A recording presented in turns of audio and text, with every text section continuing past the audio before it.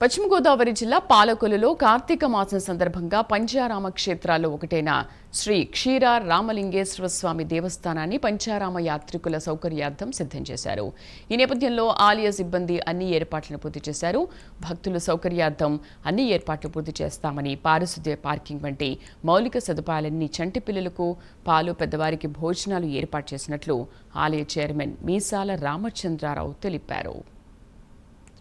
రామలింగేశ్వర స్వామి దేవస్థానం పాలకొల్లు, పశ్చిమ గోదావరి జిల్లా. ఈ యొక్క దేవస్థానానికి నూతన పాలక మండలి చైర్మన్గా అనగా నేను మీసాల రామచంద్రరావు అంటారు, నన్ను నియమితులై ఉన్నాను. నాతో పాటు 10 మంది ట్రస్ట్ బోర్డు సభ్యులు నియమితులై ఉన్నారు. ఈ యొక్క దేవస్థానం నందు ప్రతి సంవత్సరం భక్తులు రద్దీగా వస్తూ ఉంటారు. లాస్ట్ ఇయర్ కొద్దిగా ఇంచుమించుగా 2 లక్షల నుంచి 2,50,000 మంది వచ్చి ఉన్నారు.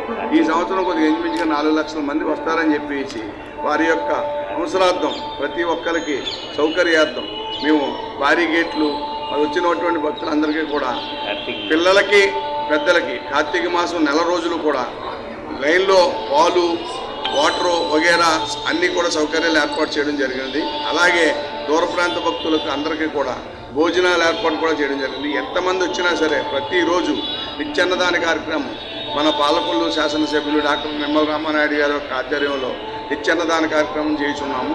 అలాగే చుట్టూ స్వామివారి యొక్క దేవస్థానం చుట్టూ కూడా దీపాలంకరణ, చక్కటి వాతావరణంలో అందరికీ భక్తులకి ఏ ఇబ్బంది లేకుండా చక్కగా సౌకర్యాలన్నీ ఏర్పాటు చేయడం జరిగినది.